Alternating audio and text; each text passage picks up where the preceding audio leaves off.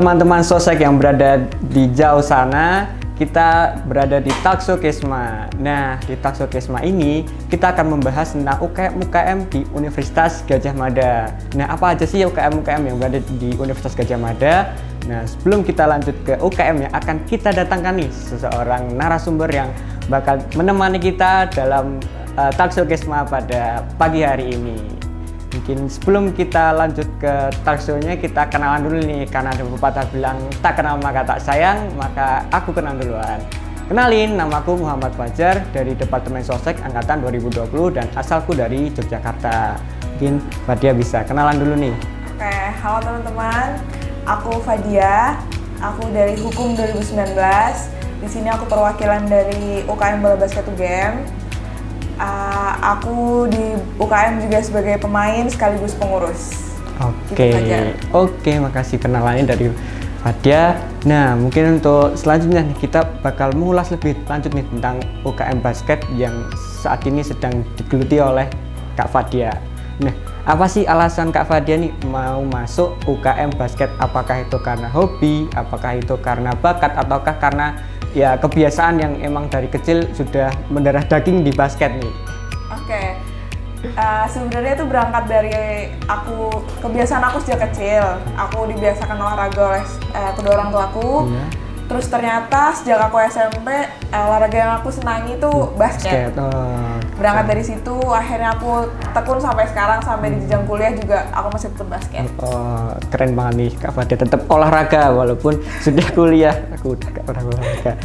Nah, karena di tahun kemarin ya, tahun 2020, kita kan mengalami masa pandemi nih. Nah, itu kira-kira nih UKM olahraga yang salah satunya basket mungkin ya, yang Kak Fadia ikuti gitu, kira-kira kegiatan offline itu kan pasti terhambat ya, kegiatan-kegiatannya. Itu kira-kira apa sih kegiatan yang dilakukan selama masa pandemi sampai saat ini gitu? Oke, sama kayak UKM dari sektor olahraga yang lainnya, UKM basket tuh awalnya juga collab. Nah, dari situ karena basisnya emang pertandingan, kita butuh kejuaraan. Sejak pandemi juga ditiadakan sama sekali, akhirnya mau nggak mau teman-teman pengurus harus putar otak. Nah, dari situ kita akhirnya awalnya dari latihan online, dari bikin webinar, dari bikin podcast, sampai akhirnya di titik ini kita udah berani dapat izin juga untuk latihan rutin untuk sekarang. Oke. Nih, mungkin itu kan pasti kan tadi kan pertandingan, mesti bakal ada sih latihan-latihan yang dilakukan nih selama masa pandemi atau selama masa peralihan ini dari pandemi ke yang lebih new normal. Nah, itu kira-kira jadwal latihannya itu seperti apa sih? Apakah sudah mulai intens lagi atau dalam sebulan sekali sudah mulai berapa kali gitu, mungkin bisa diceritakan nih, atau nanti bakal ada lomba yang bakal diikuti gitu? Oke, sebenarnya berangkat dari UKM sendiri itu dibagi menjadi dua. Yang pertama ada komunitas, yang kedua ada tim. Nah, berangkat dari situ teman-teman pengurus menyediakan 5 kali latihan dalam seminggu. Itu ada latihan komunitas sekali, 3 kali latihan tim, dan 1 kali latihan PBUB.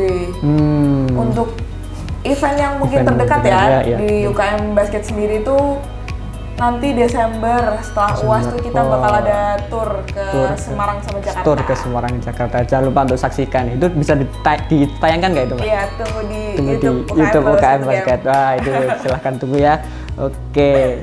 Mungkin kan tadi kan ada menyebut komunitas dan tim. Nah, mungkin itu ada struktur kepengurusannya nggak sih? Kan mungkin kan tim kan ini mesti mungkin ada manajernya, atau dari komunitas ada kepengurusan ketua atau sekretaris. Nah, itu kira-kira ada kepengurusannya nggak sih? Atau ada pelatihnya juga gitu? Kalau untuk struktur pengurusnya sendiri, UKM itu jadi satu. Komunitas dan pemain itu jadi satu. Dari awalnya emang ada ketua. Ada wakil, ada bendahara sekretaris, terus nanti ada manajer yang manajer itu membawahi pelatih dan pemain dan komunitas. Terus nanti ada lagi PSDM. Ada lagi event. Sama ada lagi humas. Humas itu membawahi humas dan PR. Humas dan BDD, sorry. Oke. Nah, itu apa dalam strukturnya itu kira-kira semua pengurusnya itu juga memang hobi main basket semua ya kira-kira ya? Atau ada yang nggak main basket gitu? Oke, kalau pengurus sendiri Iya, rata-rata pengurusan. emang dasarnya suka basket. Suka basket. Cuman memang dari pengurus nggak semua itu pemain. Oh, nggak semua itu pemain. Ya, ada yang juga emang nggak main, Oh, cuman gitu. emang dia ngurus aja. Ngurus aja. Oh. Atau sebelum menjadi pengurus apakah dia tuh jadi tim dulu sebelumnya atau gimana? Oh enggak. Enggak. Jadi waktu oprek itu kita kebagi dua. Langsung dibagi Ya, dua. Oh, bisa gitu. Mau daftar ke- sebagai pemain atau pengurus atau bahkan dua-duanya. Oh, oke. Menarik juga ya untuk instrukturnya tuh. Nah, untuk pelatihnya tuh kira-kira mendatangkannya tuh dari mana dulu? Kalau pelatihnya sebenarnya itu pelatihnya berangkat dari dia berasal dari UNY. UNY. Cuman sebelumnya dari tahun ke tahun dia sudah melatih di farmasi. Oh, di farmasi. Iya. Oh, iya. Bisa. Berarti di farmasi tuh punya struktur basket sendiri atau gimana itu? Tetap di Tetap basket di basket. fakultas. Oh, basket Iya. fakultas. Oke, oke.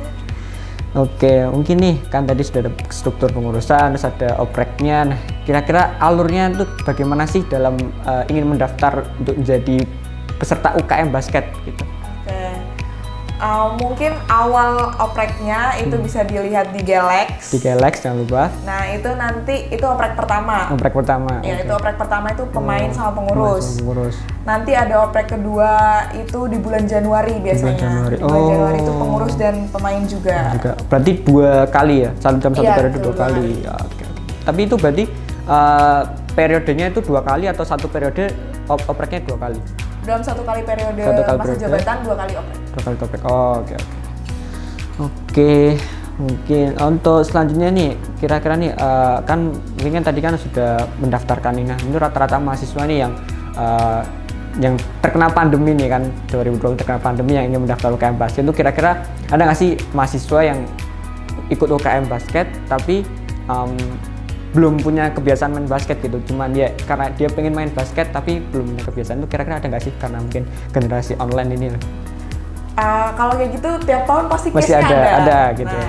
makanya kita fokusnya UKM itu kebagi menjadi 2. Oke, Yang oke. pertama fokus komunitas, yang kedua fokus ke sebagai tim yang dikeluarkan yang dikeluarkan oleh UGM buat tanding mana-mana buat nama UGM. Sedangkan teman-teman yang memang concernnya itu cuma sebatas main-main atau pengen ngilangin penat dari kuliah, itu pengurus sendiri memfasilitasi di komunitas tadi.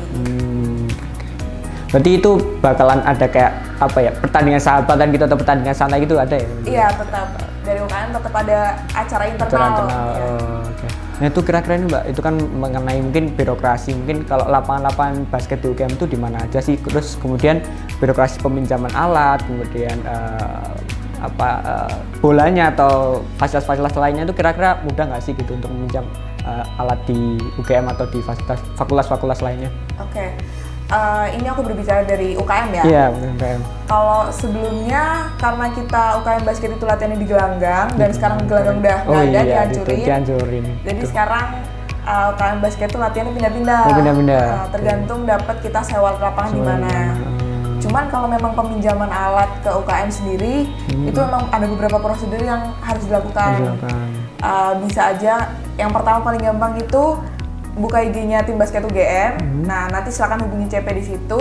Terus nanti tinggal bilang aja mau pinjam ini. Nah, tuh. Berarti emang UKM basket ini udah apa ya, punya istilahnya barang-barangnya yang udah disimpan gitu yang dikip untuk betul. UKM gitu ya, inventoris gitu. Betul. Nah, itu berarti kan kalau misalnya lapangan-lapangan itu berarti nyewanya itu dibayar oleh universitas atau iuran pemain gitu berarti? Jadi setiap tahunnya tuh tiap UKM di UGM itu mendapatkan jatah dana pagu dari Dipnawa. Oh, Nah, dari dana pagu tersebut itu yang kita pakai buat operasional sehari-hari. Bisa juga mungkin ada beberapa UKM yang dapat sponsor mungkin. sponsor. Nah, dari sponsor dan uang pagu itu yang bikin kita buat jadi operasional tiap hari. Oke. Menarik juga.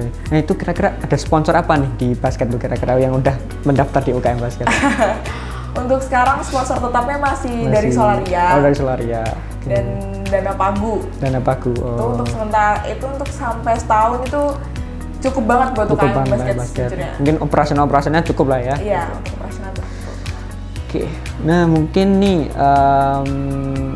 apa ya, ada suka duka nggak sih Mbak di UKM basket itu sendiri, atau apa ya istilahnya merasa terbebani lah atau merasa merepotkan lah untuk mengurus UKM basket ini kira-kira?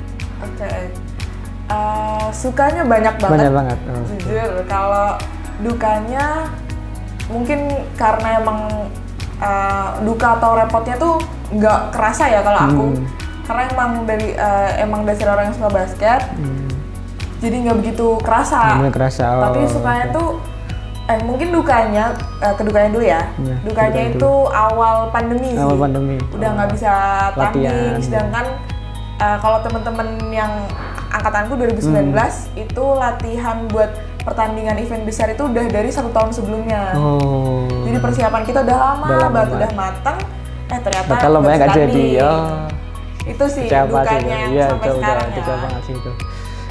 Terus kalau sukanya memang karena ya hobi ya dan kebiasaan mungkin ya. Jadi terfasilitasi oleh UGM itu sendiri. Iya, dan terfasilitasi dengan sangat baik. Iya, sama UGM. Berarti ada yang membimbing nggak itu dari UGM kira-kira? Dari UKM sendiri ada pembina. Ada pembinanya. Ada pembina tuh 2, namanya Mas Dani sama Mbak Tia, itu dari dosen juga. Dari dosen juga. Oke, mungkin dulu last pertanyaan terakhir nih mungkin untuk Kak Fadia nih. Kira-kira ada nggak sih kesan-pesan buat UKM basket ini? Kemudian pesan untuk mahasiswa atau teman-teman sosek yang berada di sana gitu, ada nggak? Biar menarik nih, kira-kira UKM basket tuh butuh nggak sih ada orang-orang dari sosek gitu? Sejujurnya butuh ya, terutama orang-orang yang nggak melulu orang-orang yang suka basket, nggak melulu orang-orang yang mengharuskan dia jadi pemain. Bisa juga daftar di pengurus. Nah, kita juga sebenarnya butuh nih teman-teman dari sosek yang emang punya inspirasi atau ide-ide yang bisa dituangkan di UKM. Itu kita butuh banget. Nah, teman-teman kalau memang berminat dan masih pengen berdinamika lagi di kampus mungkin ya, itu coba bisa join nih ke UKM Bola Basket UGM. Pesannya dari aku mungkin jangan lupa olahraga aja. Jangan lupa olahraga di masa pandemi ya teman-teman, karena mengaruh banget nih buat kesehatan. Nah tadi udah pertanyaan terakhir, mungkin kita berada di sesi terakhir yaitu di penutupan ya. Jadi di pertemuan ini mungkin tadi Mbak Fadia udah menjelaskan bagaimana UKM di UKM basket itu suka dukanya, kemudian ada alur pendaftarannya, kemudian latihan-latihannya gitu ya. Jadi teman-teman semua yang berada di sana jangan lupa, yang berminat basket jangan lupa untuk mendaftar UKM basket di bulan Januari sama awal bisa akhir PPSMB gitu ya. PPSMB gitu ya. Di Galax. Jangan lupa di IG-nya mungkin bisa promosi sekalian. Iya. Jangan lupa nih di sini ya. Oh di situ. Oh ya, jangan lupa nanti editor. Iya, editor ya. Di Basket UGM. Basket UGM. Jangan lupa untuk di-follow ya teman-teman. Oke, mungkin dari saya itu cukup sekian, kurang lebih mohon maaf. See you, sampai jumpa di Talk Show Kesma selanjutnya. Dadah.